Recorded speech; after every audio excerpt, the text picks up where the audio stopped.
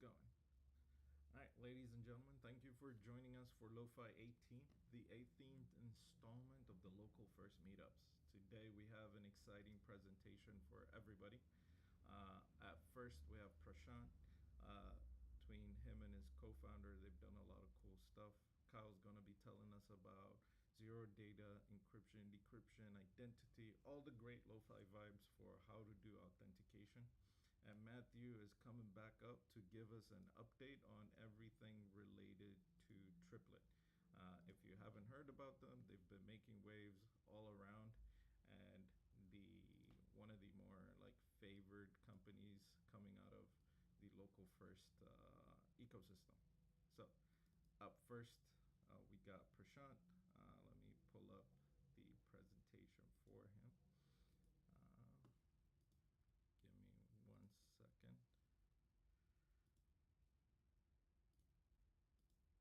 Yep. And his talk is a file system for every account.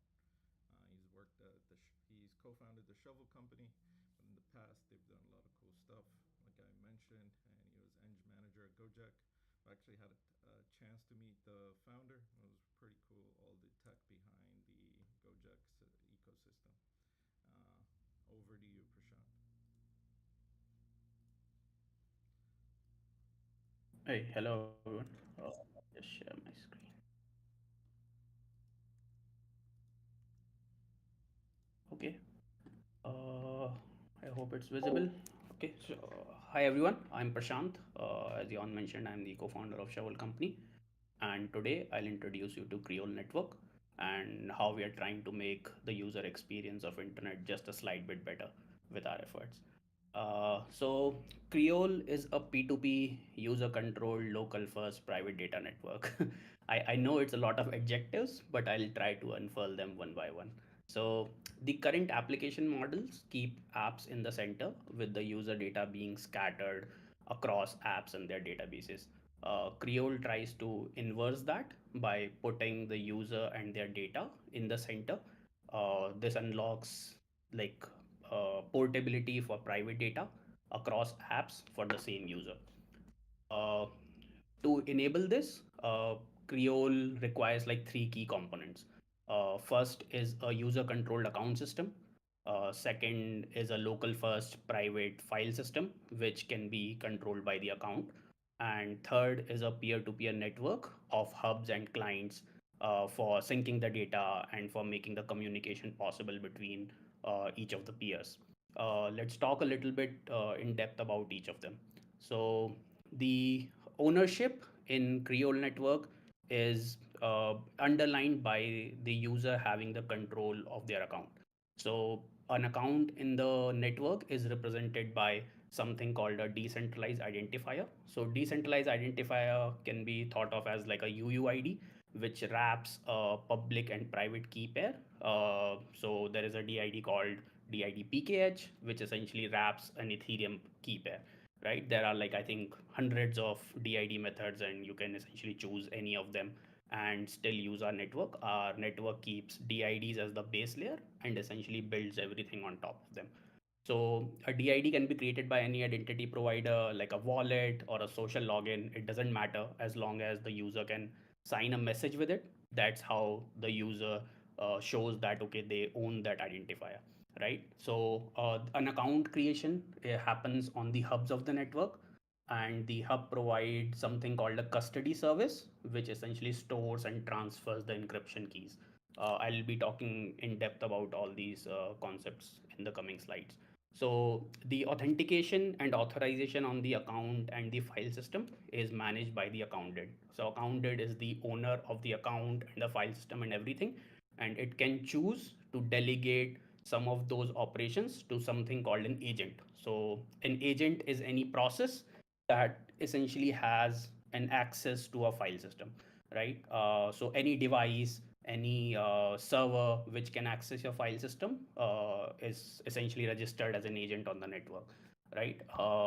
The delegation happens through signed certificates. So accountant can produce signatures, and while signing the certificate, those can be transferred to the agents, and then on the access request to the hub, the agent can produce the certificate, and if they are a valid certificate, the hub responds with the data, otherwise it doesn't, right? All the data is by default stored locally first, and then like the hubs are used as like a sync layer for like the data on the network, right? uh, right, each accounts, as I said, gets a file system attached to it, which can be retrieved from the network on producing the signature. So this file system is content addressed and Merkle based, which provides a concept of a file and a folder on top of an IPFS block store, right? So just like IPFS has a Unix FS, similarly we use something called WinFS from the folks in Fission codes, right? These files and directories are encrypted to form like a private forest with the parent node having access to all the child nodes below. The file system also forms a state-based CRDT, making it possible to sync and merge diverging states of the file system, right? But working directly with a file system isn't really ideal for a developer experience. So we have built something called account FS on top of it, which provides high level concepts of repositories. So repositories are essentially a collection of objects with a set data schema and a way for creating and updating them directly via the SDK, right? There are currently three repositories that we are focusing on to begin with, because like data can be of any type, but we are beginning with a people repository, a profile repository, and a member repository, and like the content further will show you like how we are using them. Then the third and the most important thing that we have created is called a relationship handshake protocol. So a relationship handshake protocol is how two agents or accounts create a relationship with each other and essentially transfer some of the data or access via P2P channels like WebRTC or WebSockets by dialing each other, right? So essentially, a handshake happens in two steps. First is an establishment of an end-to-end secure channel, where both the parties exchange symmetric keys and encrypt all the further messages with this shared secret that they have, right? That's the first initiate step. Then schema is negotiated, which defines what data is being shared and how it has to be interpreted from both the parties. And then, depending on the nature of the handshake, both parties can share the access of certain private files to each other and make entries in their own account FSs, right? So a variety of relationships can be modeled using handshake primitive, like joining a community, signing up to an app, or connecting with a user, right? So for example, let's say two users perform a relate handshake, right? They can choose to reveal a subsegment of their graphs to the other person or share like their profiles with each other on a given app, right? So using this handshake primitive, for us, we have created a graph sort of layer for each account, where every account is the node on the graph, and accounts are connected to each other either directly by doing these handshakes like relate, or via another accounts like community account or some other kind of account via joining, let's say, a community, right? So two members of the same community are connected to each other via the community. They might not know directly, like they might not know each other directly, but they know like a common community and hence they are connected, right? Each account has visibility to a subset of the graph, which we call the visible world, but none of the app like accounts or even the hub has the access to read the whole graph, which makes the graph truly private to the user, and the user can choose to reveal as much or as little of their graph as they want based on the data being shared in the handshake, right? For the graph traversal, we provide something called a people search, which essentially originates from an account and it traverses outwards and traverses all the relationships it has. So let's say in this example, like I can follow, like I have a related handshake with a friend's account, and I can essentially see the friend of friend if they have elected to share their graph with me. And by traversing the accounts, I can end up on profiles, and essentially I can see what are the people, what are their attributes, and I can search across all these attributes via the people search API. To demonstrate these capabilities of like all these building blocks that we have created an app called Rolodex, which is being rolled out as a member directory for communities and a contact book for the user, right? So imagine like a graph that I have shown you, right, being replicated as a member directory for something like a lo-fi community, right? The app is in beta right now, but let me show you like a glimpse of what's possible, right? Wait, just switch it. Okay, so this is my Rolodex. I won't show like the sign up process and all, but I have an account. I have joined like a bunch of communities. Each of the community in the app can have a different profile based on like the schema that they have negotiated with me. So let's say for FBI, I have like different attributes, but when I join a different community, let's say called terminally on chain, I can expose different attributes about myself to the community, right? The power feature here is essentially like I can search across all the communities members and their attributes. So let's say I want to find founders across like all the 10 communities that I have. Essentially this gives me like a list of all the founders and from where I know them. If I know them from different communities, it essentially merges the results and shows me that okay, I know Shobit from like 5 different communities. I know like Maritus from 2 different communities, right? And in individual communities you can also search and by like let's say I want to find people who are looking for gigs and are expert in let's say full stack development, right? So that I can reach out to them and if I have some opportunity I can relate to them. This is currently being used by a lot of community admins to help make the right connections in the community and to make it uh, more viable for the users to find who is actually there, right? And given all the data is privately held by the user, like there is no issues in revealing things which people are not okay to reveal on let's say a public network like LinkedIn or let's say Twitter, right? That okay, I'm looking for a job even though I might be working somewhere right, depending on like the context of the community. So yeah, this was like a small demo. Like our roadmap essentially looks like first we are focusing on like the app to be stable and make it GA so that it can drive the requirement for the protocol and the underlying network. Second, we want to open source like the SDK for the devs to start using and utilizing the data, both reading and writing back to the network. And third is like we want to do a mainnet launch for Creole. Be like this is going to be like the schedule for I think the coming months in 2024. Be on a lookout for it and yeah, for any thing like you our repo is public so you can go and have a look at it, open issues. It's not really user friendly right now but we are working on the documentation and everything. Feel free to join our Discord channel if you want to discuss any of these ideas or want to use the network or want to use Rolodex for your communities. And that's my Twitter handle if you want to reach out to me. Thank you. Awesome presentation, Prasad. I'm really curious about the negotiating schema thing. It's something that I'm kind of dealing with it right now as well, and how you plan to evolve this as you go forward. Next up, we have Kyle. You all know him, repeat speaker and one of the earliest members of the local first community. I'm a little bit biased in being really excited for his talk. We have an auth and identity challenge when it comes to local first apps, and this is an interesting angle on doing just that. So over to you, Kyle. The Getify 2 might be muted on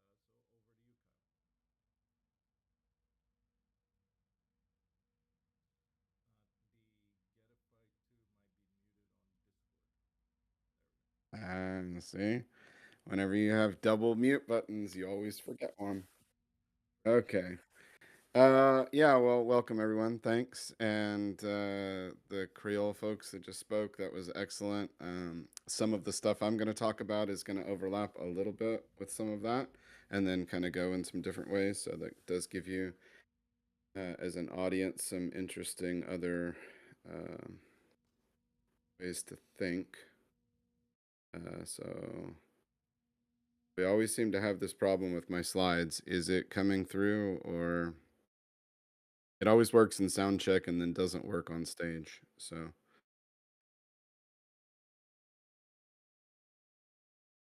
okay. I'm not sure if everyone is seeing it or not. It seems like maybe some people can weigh in whether or not we're missing it and we need to switch over to the.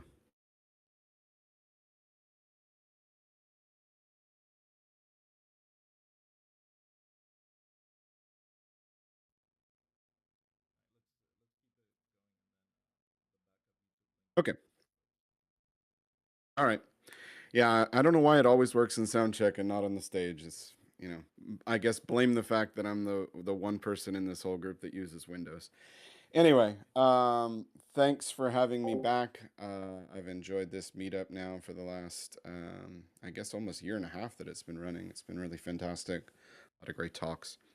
I want to talk to you about protecting our data and specifically doing so without needing to use servers. And I want to be very clear about what I mean by not needing to use servers. So first of all, um, as a reminder to folks, because some of you are newer to this movement, one of the key hallmark tenets of the local first movement, under which we are all a banner, and we are all doing our own little takes and our own little sub sections of what this big umbrella of local first can mean. And I think that's expanding the tent, it's expanding the umbrella, and that's good.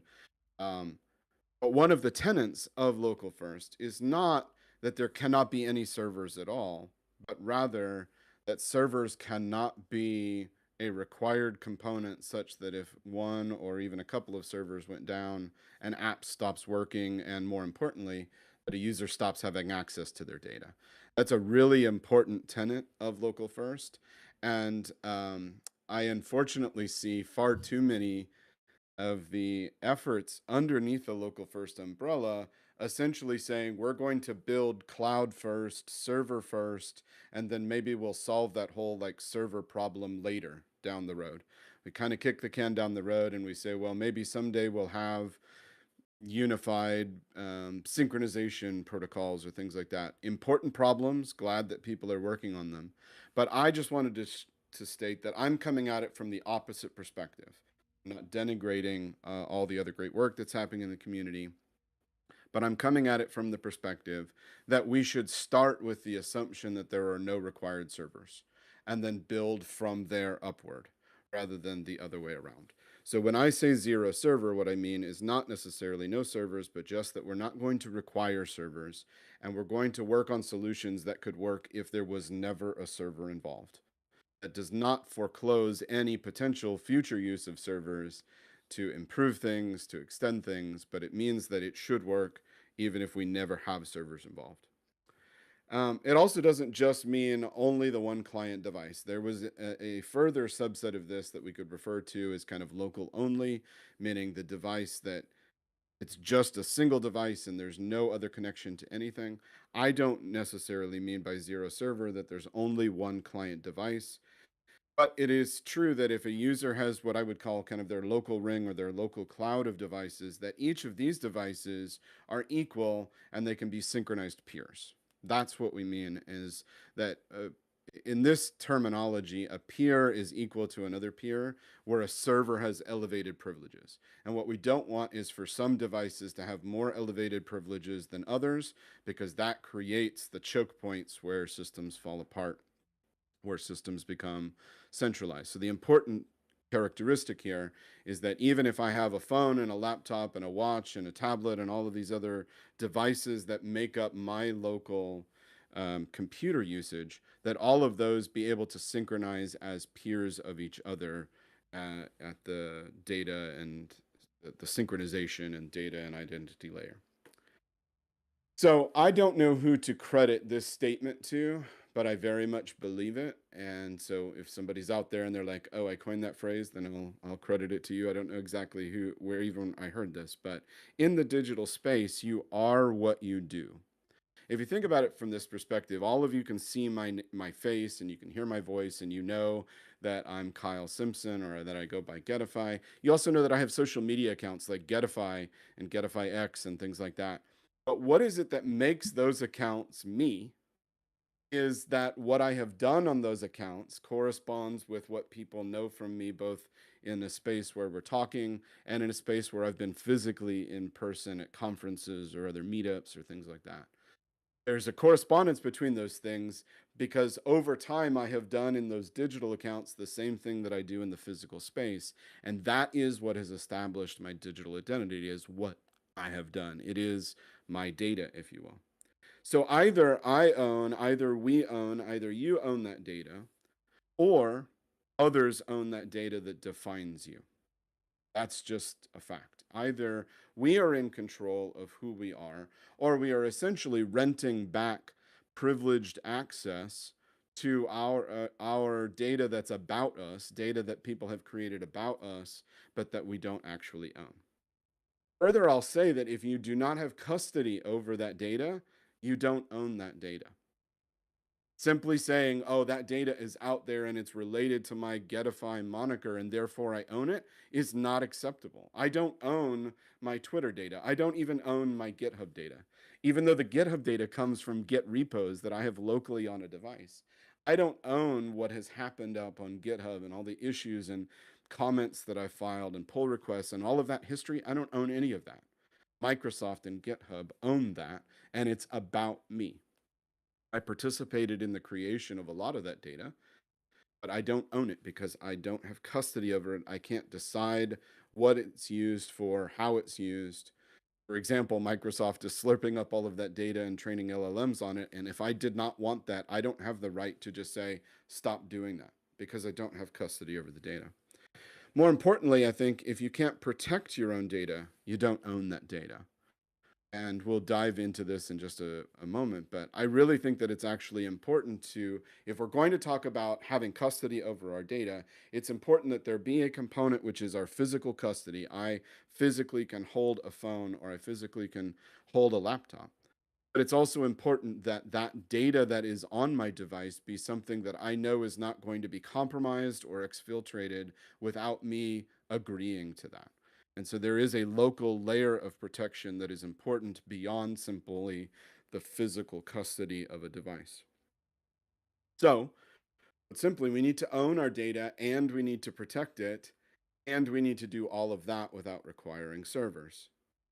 And that is one central pillar. Doing that is one central pillar of what we would call digital identity. It is what makes up who I am in the digital space. As opposed to others defining who I am, it allows me to define who I am and decide what I do and do not share with others. And the digital identity without servers, certainly this is not the first time that anybody's come up with that idea. This has been talked about for decades. But it's one of the hardest problems, and especially one of the hardest problems in local first. And in fact, most everyone that is working on this problem is working on it from the perspective of a serverful solution as opposed to a zero server solution. So I want to dig very quickly. This is going to be a lot of text that I'm going to go through really quick, and then you can come back and read it later. But some of the details of this problem. We're in a pre-quantum world right now, or at least I'm going to make that assumption for the purposes of this talk. And that means that we can still rely upon standard elliptic curve cryptography. This is good enough, not only for establishing uniqueness of identity through the key pairs, the DID, as Prashant was referring to, that sort of thing, but also just, the actual encryption of data. This is good enough with elliptic curve key pairs. Is it bulletproof? No, but we don't have any systems that are actually bulletproof. And so I think that the real question is not to follow down the rabbit trail of what are the possible holes in the back doors of elliptic curve cryptography, because if that's true, then we really can't talk about any protections. Okay. The random IV, or the seed, is actually all that you need to preserve, because you can regenerate the entire key pair, the signing key pair, the sub key pair for encryption. You can regenerate all of that. And the ones that I'm going to talk about are 32-byte keys, 256 bits long. There are other schemes that have more bits of entropy in it. The problem is that nobody's going to remember or preserve such a long and opaque value. And also, that because that is too difficult to preserve, you might say, well, let's come up with some sort of master password to protect that information, or a separate key that protects that.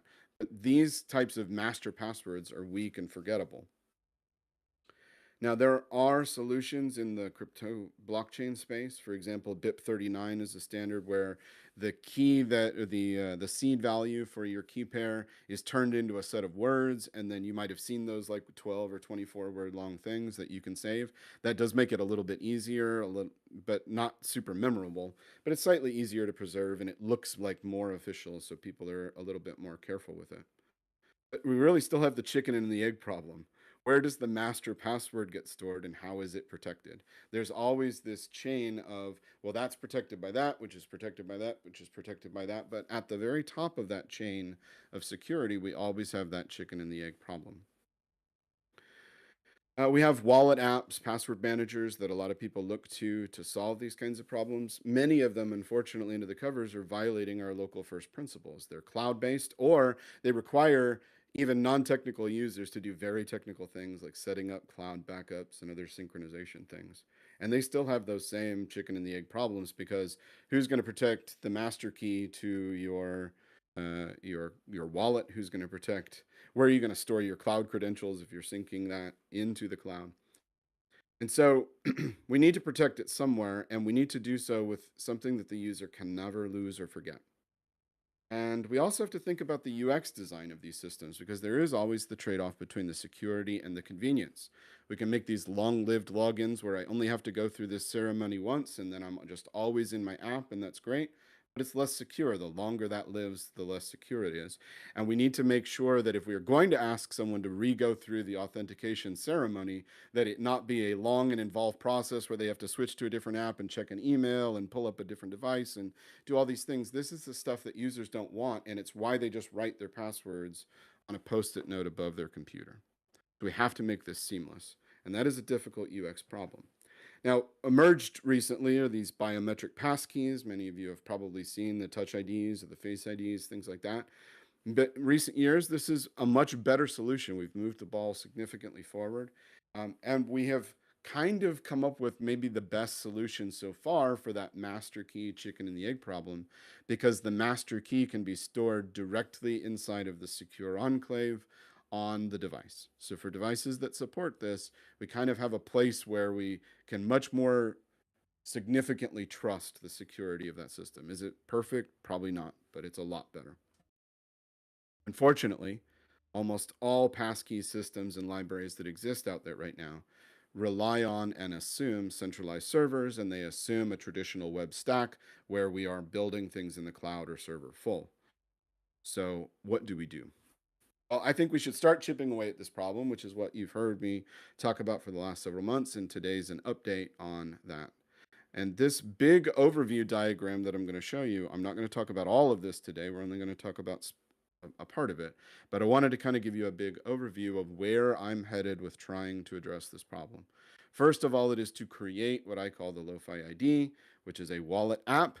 It is not a wallet app in the blockchain crypto sense, although you could stick your blockchain crypto credentials in here. It's a much bigger solution, which is designed to serve the local first community by providing kind of a one size fits all or a kind of turnkey solution for a local first identity. Now, inside of that wallet, there's a variety of pieces, and the stuff I'm going to focus on is there at the top left. It's the local vault, the local data lock, and the client storage. Those are the pieces I'll break out, so I'll come back to those later. But there will be other things that this wallet does. For example, allowing you to synchronize not only identity, but even app data from other apps through this system so that you don't need to roll your own synchronization. Allowing you to do backups in the cloud, in social, even offline, and various other mechanisms. Pattern off is something that I'm working on to kind of provide a backup, either an additional layer of security or a backup for folks who have devices that don't support the biometric passkeys. We have time-oriented, those codes that we all get, the 6-digit codes or the two-factor authentication. We can roll that in and should roll that into this app. And there are other pieces. That's what the ... I'll leave that as some future discussion. But that's the big picture of what this wallet would be able to provide to this ecosystem, is an SDK that you could integrate in your apps that would allow you to do authentication without needing to roll any of your own stuff. You simply ask The app would ask the wallet, tell me who this is. The wallet would respond after having verified with the user through a passkey. The wallet responds with, this is who they are, and it gives the ID to the app. And the app didn't need to do anything except ask for the ID and then go forward from there. For apps that want to, they can also protect their data locally through encryption and decryption, but not need to roll their own encryption and decryption logic. They can simply ask the wallet, here's the app data, please encrypt it, and then they can store that. And we'll talk about how Local Vault does that. And then finally, apps that want to synchronize between different instances, for example, between my phone and my laptop, or between my phone and Jans's phone, right? If we want to do synchronization, instead of rolling that, the wallet can actually provide a way for that synchronization to tunnel through the wallet. Again, hopefully so that local first apps are not needing to re-roll their own versions of these. All of that said, some people are going to say users will never install wallet apps. I don't want wallet apps. I don't want a dependency on that. And you might decide that you want to roll these things yourself, which is why everything that you see on this diagram that I'm building as open source libraries, decomposable pieces, so you can take them and wire them into your own app if you want, instead of using this wallet app. So that's what I'm going to talk about for the balance of this talk, is a few of those libraries. Starting at the very lowest part of the stack, the way that we integrate with the passkey system, or what is called WebAuthn in the web world. This is what it looks like if you wanted to do this natively, directly with the WebAuthn APIs exposed to web. And I'm not going to talk about all the details except to say it's ugly. And it's actually a whole bunch of complexity below this, because there's a bunch of, you have to deal with big endian, little endian, and various encodings like CBOR and other kinds of things. There's all kinds of stuff that is involved, which is why most people don't do this. Most people offload it to these FIDO2 servers. They don't do this in the client. But WebAuthn local client is designed to let you do this completely in the browser without a server involved, and it tries to significantly simplify the interaction API while still letting you have control over the things that you need to have access to. So when you need to register a new passkey, it's register, and when you need to authenticate against an existing one, it's auth. Provides a bunch of defaults, but you can override any of those defaults. We can go into more detail in a Q&A, but because I know I'm kind of glossing over a lot of things. But WebAuthn local client is useful if you just want to interact with passkeys and forget anything else that I have to say. You can use that instead of using servers. Local data lock takes one step up the layer. If you refer back to that diagram, it's one box outward, if you will. And local data lock says, if we have these keys protected inside of a passkey, if we have a key pair protected inside of a passkey, then what can we do with that? Well, we can encrypt and decrypt. We can also create signatures to verify the transmission of data between devices, etc. So local data lock looks like this. You can ask for the lock key, the get lock key function, and that will either create a new one if one doesn't exist. You tell it I need to add a new passkey, or against an existing one. It maintains an internal cache, and the default is 30-minute lifetime, so it's not going to re-ask the user more than once every 30 minutes. But you can change that. If you don't like 30 minutes, if you want it to be longer or shorter, you can configure how long it caches that. But once it has expired, it will present the user with a passkey authentication to access that lock key, that encryption and decryption lock key. Also, there are timeouts here. So because this is asynchronous, if you are worried about the user being off in the system dialog prompt tell that may pop up for a passkey, and you want to stop that, you can actually cancel that. So you see the abort controller being passed in here. You can regenerate the lock key. If you want to rotate keys, you can regenerate the lock key against a passkey. It will create a new passkey, but it'll regenerate it. And then you can also add additional passkeys. So users might do both their left thumb and their right thumb, and also their face. They might want to create more backups. So they can create multiple passkeys for the same lock key. And that way they have less of a chance of having something lost. And you can even do this across devices, by the way. And then finally, for the locking and the unlocking, the encrypting and decrypting, it's pretty straightforward. Once you have that lock key available to you, you can simply pass in an object. It will encrypt that, output it as a base64 string. You can store that wherever you want. And then you pass that string back in with the lock key, and you can get back to your original data. The keys, by the way, are deterministic elliptic curve keys. So if you have the same IV seed, you can actually regenerate that. So you could get real low level with this, and you could store the IV and be able to regenerate that lock key yourself and kind of get around the passkey system if you wanted. That will allow you to have more control in creating long-lived UX. I don't recommend it because it's less secure, but you have the access to be able to export a lock key and derive it from its IV. We also have the client storage, small little library. So there's only one slide about this, but I wanted an ability to be able to store this information very easily. And the first thing we have is a lot of different client storage mechanisms. We have local storage, session storage, IndexedDB, cookies, and OPFS, which is Origin Private File System. Not supported on Safari yet, but it is coming in a Safari beta, as I understand it. So coming soon. But anyway, we have all of these different storage mechanisms, and I wanted a single API to abstract across all of those in a key value pair. That's what client storage does. You see there you have has, set, get, keys, remove, and entries, like you would expect in a key value store. There's no encryption going on here. This is a very low layer, so this is another part of what Local Vault does. And finally, this Local Vault piece. This is the one that kind of wraps up several of these other libraries together. So Local Vault says, let's do WebAuthn and local data lock, and let's also pull in client storage, and let's put all that together to create encrypted, encrypt on write and decrypt on read type key value storage. So a vault is the same thing as client storage, except it's layering on top that when you are connecting to it, you're having to get the lock key to unlock it. Whenever you're doing operations against it, you need that lock key available. So that's what the vault is doing, is handling that encryption for you in what's being stored. But it has the same kind of API. It's a key value store API, so you can easily wire this into whatever your state management systems are in your apps.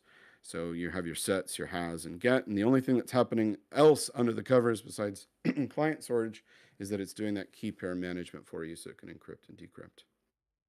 Again, I mentioned that if you need to get low level, you can export the lock key. This is deliberately made to look kind of ugly so that it stands out in your code. But if you need to export the lock key from a vault to use it for some other purpose, you have access to that. You can reuse that lock key at a later time. Okay, that was a whole lot of talking. I'm going to tempt the demo gods with one quick little demo of the local vault. So this is the local vault is up on GitHub as you would expect, and this is the test suite for it. So I'm just going to run through a couple of the tests here. If we want to set up a local vault, I'm going to choose one of my storage types. So I'll choose IndexedDB. I'm going to give it a vault ID, or I could generate a random one here, but I'm going to give it a vault ID that I know is predictable. And then I'm going to give it a username and display name for my passkey that's going to register on my device. I'll skip the timeouts for right now because we don't need to see that availability. And this is my device, my Windows device using Face ID instead of Touch ID. But now I've created a passkey, a registered passkey. You saw how quickly that was. And now I have an unlocked vault that I can use in a key value store way. So I can say hello world and add information into that vault. And that vault is actually being encrypted on write. So it's over here, and I know it's really small, but there's a data object here. If I were to drag this over a little bit, we could see there's a data object over here, which is encrypted data. So all that key value information is automatically being stored there. And it's in IndexedDB because that's what I chose for this vault, but I could have chosen any one of the others. If I lock that vault, and let's say that I've forgotten which vault ID it is, I can still recover which vault it is by saying I know that it was stored in IndexedDB, and if I pick the same passkey that I used, we can restore access to that vault and re-unlock it. So users don't even need to remember things. We have access to that. And then we can add additional passkeys or reset the key as you talked about. And I could go through this and do it for each of the other storage types as you might expect. But the point is that we have the ability to create these encrypted data stores on the client device.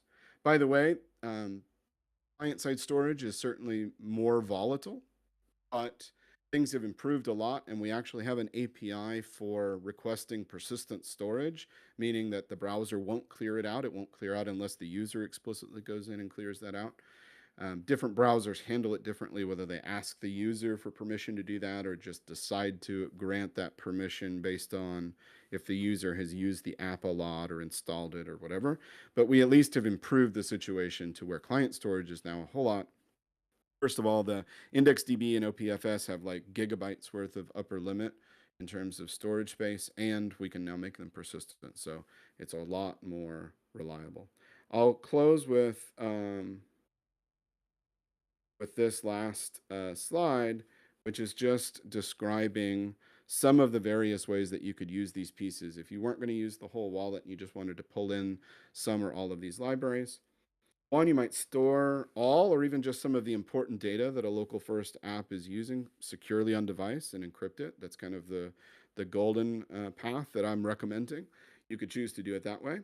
Or you could just store traditional, serverful data more securely on the client. For example, JWTs that log users in. We store those plain text in like local storage or in cookies or things like that. We can actually further secure those JWTs by securing them with encryption that's protected by a passkey.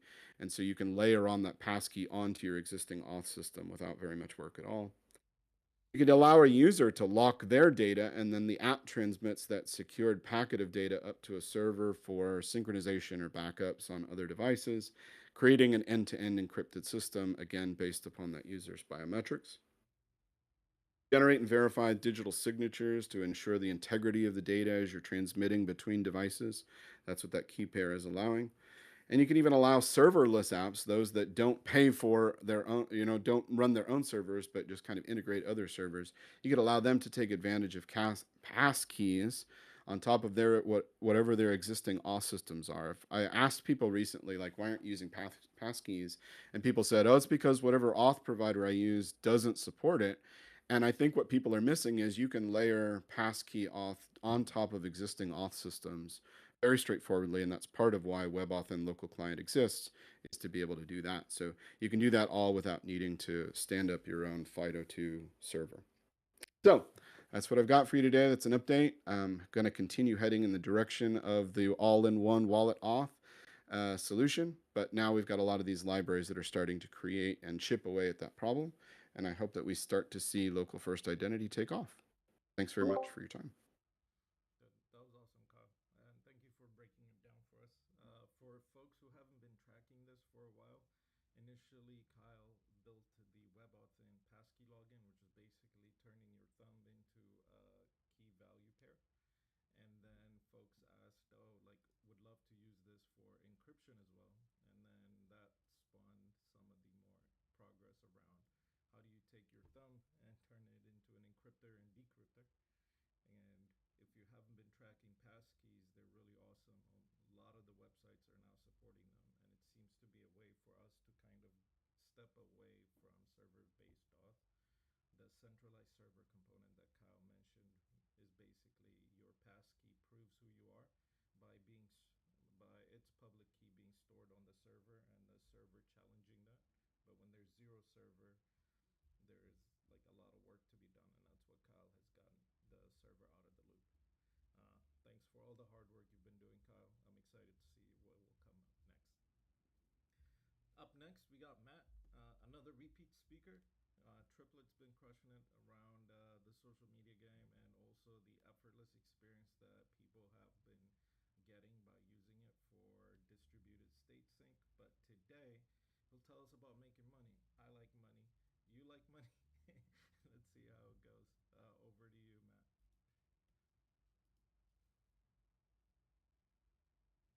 Great. Thanks for the intro, Jans, and for hosting as always. For sure. These are the right slides. Oops.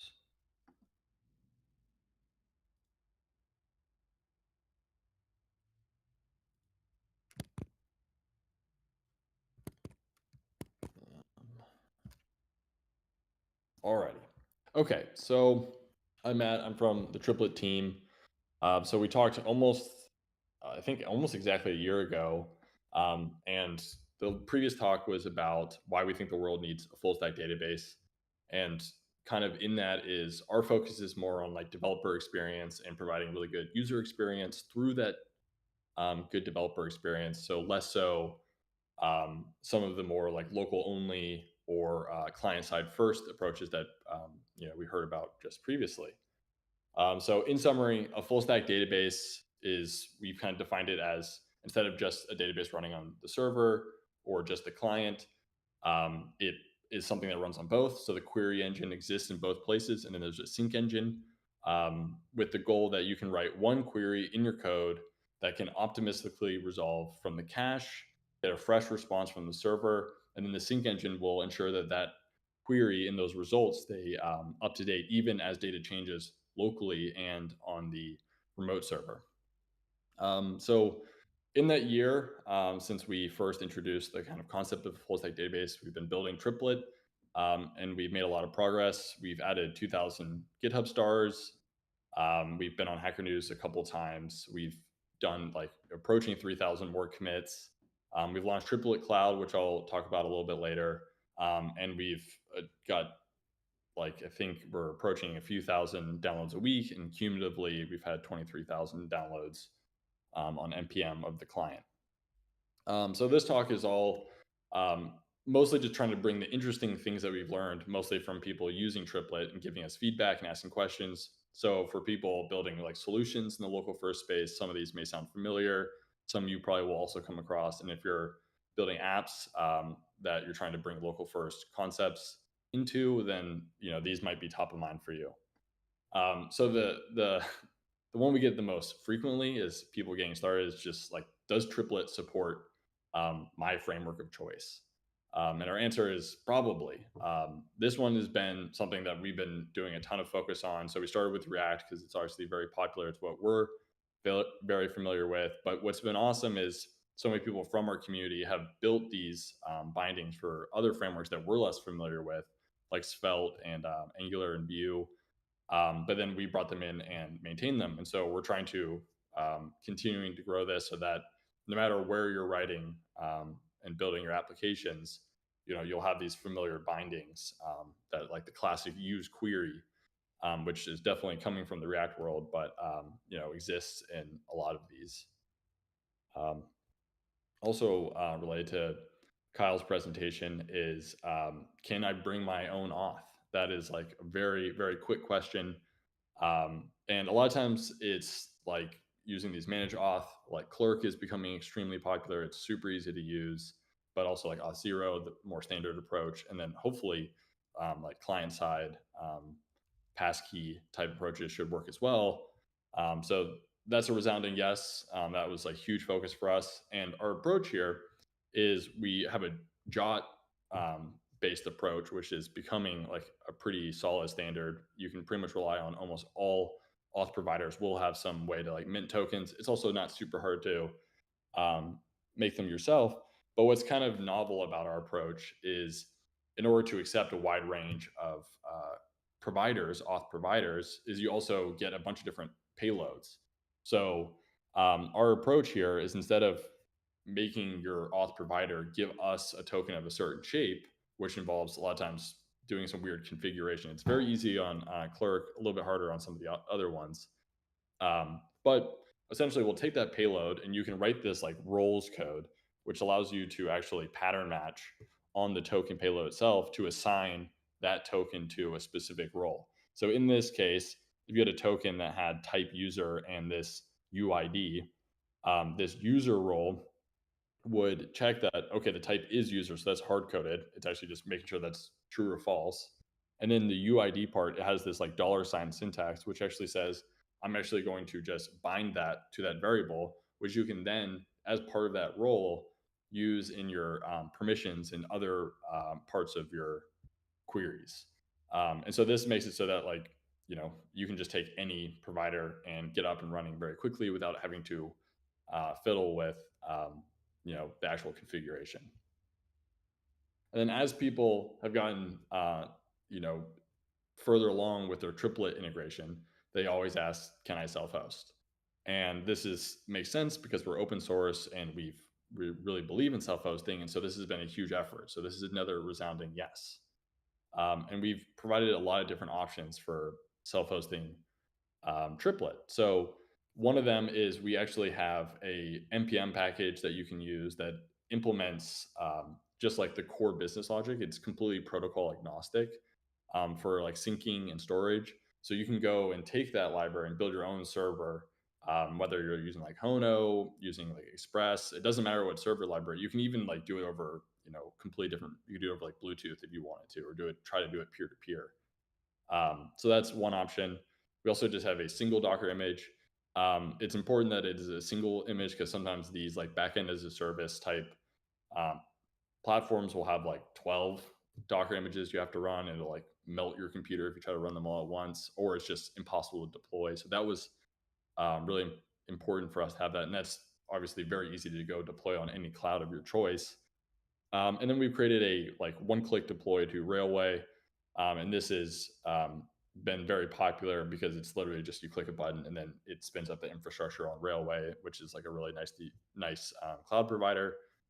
And then you don't have to like manage anything, and that's pretty awesome. And that leads to like the big question, which is like, okay, if we lean into self-hosting so much and we're trying to align with it, how do you make money? And the answer to this is we have hosting. This is the very traditional side, and you can come to just like you did on Railway. You can come to us and get a server with different configurations deployed to the region of your choice, and we'll manage it. We'll make sure that it's up to date. We monitor it, and eventually we'll probably have more specific configurations that will improve performance, visibility, etc. Um, but I think the one thing that we've been aware of with a lot of database and backend hosting services is even if they have a self-hosting um, angle that they are pursuing and like allowing, is if all of your revenue comes from hosting, then your self-hosters are like your number one competitor.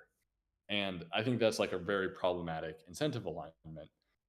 And some companies have managed it better than others, but our way to try to make sure that we don't end up in that kind of like sticky situation is we have a set of services and products, the console being the first of, which work for both people hosting with us as well as self-hosting. And so we think this is like a pretty cool approach to try to make self-hosters a very viable thing to foster. So the console is essentially like it's a GUI, it's a graphical interface to administer your database. You can write queries, explore your data, and there will be a lot of like other things like collaborative query building, like with your coworkers or whatever. And we plan a bunch of other services in this space. And the kind of nifty part here is you can go set up your console on our dashboard and point it to your self-hosted instance. And we plan like all of our other tools and services that come will also work that way. So you can completely like run your server in a closet on AWS. It doesn't matter. You'll still be able to access these. And then this is like per seat pricing. And with hosting, it's like pretty classic. You get some allocated resources and you're paying for that. And you can scale up as needed. Funny enough, one of the other questions we get, even though our branding is we're the full stack database, is can I use my existing database? And this answer is unfortunately no. That even though I think a lot of these, like I think the confusion comes from a lot of solutions in this space, especially around like syncing and like local caches do allow you to do that. Ours is much more a consolidated service, but you can choose like how the storage works at the lowest level. So we have a bunch of different storage adapters. So you can just do in memory, which is like common on the client, but on the server you could use SQLite, LMDB, LevelDB, and it's very easy to create those adapters. And so I think that's also where some of the confusion lies. Those like importantly are embedded databases, not like networked databases. So you wouldn't really want to, you technically could, but you wouldn't want to use MongoDB or Postgres for those because the round trip latency talking over the network, even in a data center, is probably going to slow things down quite a bit.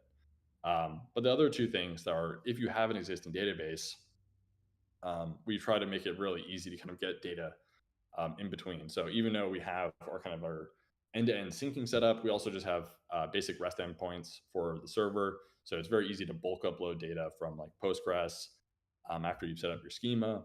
And then this is one that we hope to like invest in more, which is being able to subscribe to changes from Triplet and pipe them into another database is especially useful for like kind of like data lake setups where you have like Kafka or some other queue system, which maybe you just need for backups, but maybe it's like for analytics down the road.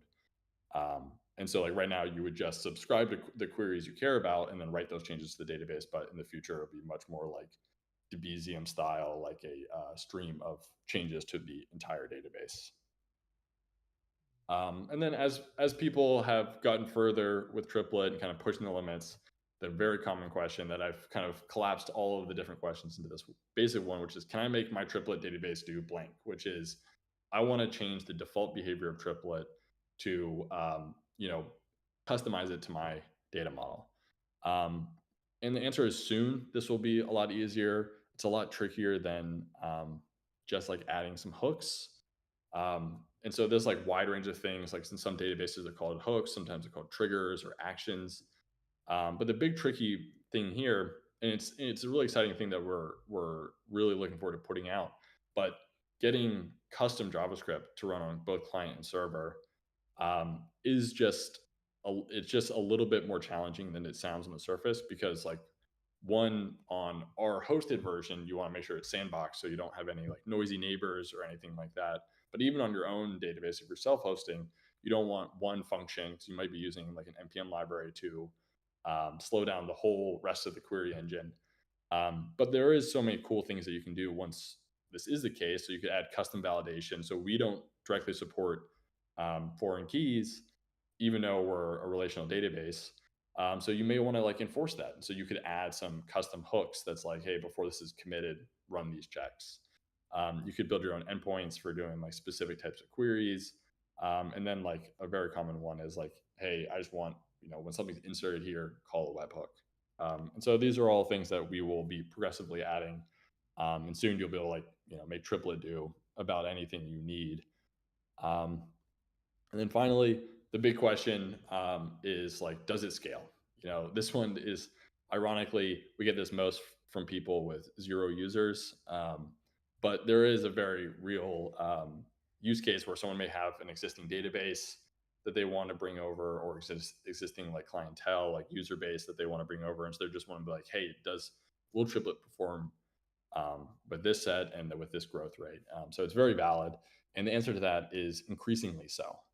And so to like kind of break this down, I think there's kind of 2 dimensions that people really care about with this kind of like OLTP application style database, which is, the lots of data and the lots of users kind of breakdown, which is, if you have lots of data, it's really about like, how do you efficiently manage that? And it's a lot of times it's like index management, and just like, how big of a disk you have. Do I need to split it into multiple disks? How efficiently can you organize this data, especially on like a lot of writes? And then the lots of users, one is just, you may not even have that much data. Like it could be like a shopping cart where the majority of people come to your site, they don't even put anything in it, but you might have a ton of users. And so these are like very distinct problems. And so we're kind of approaching them very differently. So when it comes to like optimizing for data, this is one, it's just engineering, looking at the algorithms we're using, and we're constantly making these like stepwise improvements. And so this may just be like looking at our indexes and like carefully selecting it based on the query, better like query analysis, just reducing the work we do in general, and then just like adding smarter algorithms. There's tons of white papers with really cool stuff that we're reading and implementing. So this will just help making sure just like queries as the database gets bigger, the upper limit of how much data you can put in while Triplet remaining fast is continuing to climb, which is great. And then this is the one I kind of want to spend the most time on. And this is like very much like, this isn't out yet. This is just like kind of how we're thinking about this, but it's optimizing for users. And, we want Triplet to be this database that you can, start with. It feels very simple. You've got nice local development, But then as your application grows, you don't need to think about anything, because just the algorithms in place allows you to kind of horizontally scale pretty seamlessly. And so, like, the subtext here is that basically by being local first, you're basically choosing eventual correctness as your consistency model. And what that means is, like, anytime you're doing an optimistic write or an optimistic read, it may not show up on a different user. And so this kind of setup is leaning into that. And so the idea is, like, if you think about something like a Twitter like or a Facebook like, if you've got a user on their device and they like it, they'll see it instantly because it updates in their cache. But then the next level is a server above that may just be for their region. And so their neighbors and all their friends in that region will see that like soon after. And then eventually it propagates to the kind of entire network. And that, I think, is like the default model that most people want, especially when they're choosing a local first solution like Triplet. And you can basically get this for free with our model, because the way these kind of intermediate, this like second tier servers work is they just have the client code and the server code running simultaneously, and that's like all it is. And so this is something we're kind of just like working with different people to get out. And then the other kind of cool part about this setup is you can still have strong consistency. So imagine you have like a ticketing system, you're selling tickets to a concert. You don't want the eventual correctness thing where 200 people think they bought a ticket for 100 seater. And so, like, the way this would just work is you would just go to the primary server at the very top of this diagram, and it would hit that. But what's kind of cool here is there's even some algorithms, and again, this is a little hand wavy because we haven't implemented this so far. Is you can also like delegate resources to these regional servers. So if you wanted to, and you had 100 tickets, you could allocate 50 tickets to each region, and so they can each then operate completely independently without having to overwhelm the primary server. And so there's a lot of really cool things we can do with this approach. And then one last thing on why this particular setup is really exciting is because we've had a lot of users who have asked us essentially like, hey, it's great that my device can work offline, but what I'm trying to do is I have this like warehouse, or I have this restaurant, I'm doing a point of sale product, and I need, if the internet goes out or the service goes down, I need my location to keep operating. So all the devices on site stay syncing, even though they're not syncing to the primary server in the cloud. And what's cool is you can have any number of these kind of intermediate servers. And one of the most compelling approaches is actually just have a server on premise, so that like you don't even like realize that you take an order on the front desk at a restaurant, and in the kitchen the order shows up, and you don't even need, you just need your local Wi-Fi LAN to run. And so, like, this, to me, we always talk about it on Triplet, like the many birds one stone approach, and this setup is can improve performance, it can improve kind of user scale out, but it also has this like really nice like robust quality where we can even go more local first, more in the field, um, and just improve both the developer experience, simplicity there, as well as making sure that users are never slowed down by their internet or other connectivity issues. So that's, in a nutshell, what some of the most interesting things that have come up in the last year of building Triplet. So go check us out if you haven't. Um, yeah, come to our Discord. We fix bugs super fast. We add features really quickly. So if you've got a specific thing in mind, just let us know, and we'll hopefully get it done. Awesome. Thanks, Matt. Great talks all around. And I think there we go. So as usual, we end the recording and the stream.